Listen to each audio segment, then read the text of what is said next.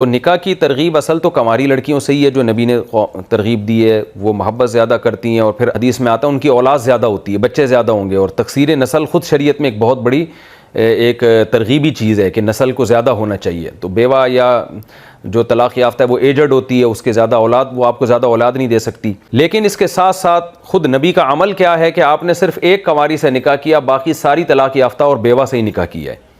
तो उनमें अलग हिकमतें होती हैं। उनमें हिकमतें क्या होती हैं बेवा या तलाक़ याफ्ता में? वो मिचोर होती हैं।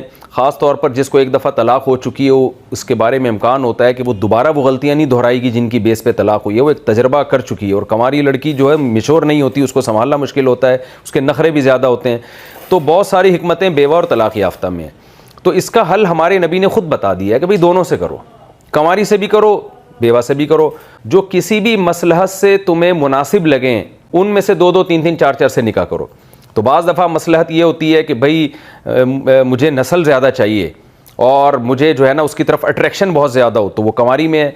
बाज़ दफ़ा मसलहत ये होती है कि मुझे एक मिचोर ख़ातून चाहिए जिससे मैं बातचीत कर सकूँ, अपने मशवरे ले सकूँ, तो वो तलाक़ याफ्ता और बेवा में होता है। बाज़ दफ़ा ये होता है कि भाई मुझे, आप ख़ुद किसी खातून को तलाक़ दे चुके हैं, आपके पहले से बच्चे हैं, तो उन बच्चों को पलवाना है आपने, तो वो एक मिचोर खातून ज़्यादा अच्छा पाल सकती है। तो बहुत सारी मसले, बाज़ दफ़ा सिर्फ रिश्तेदारी जोड़ना होता है। तो बाज़ दफ़ा निकाह में वालदैन को खुश करना भी एक मसलहत हो सकती है। भाई कंवारी से मैं निकाह इसलिए कर रहा हूँ मेरे अब्बा अम्मा खुश हो जाएंगे।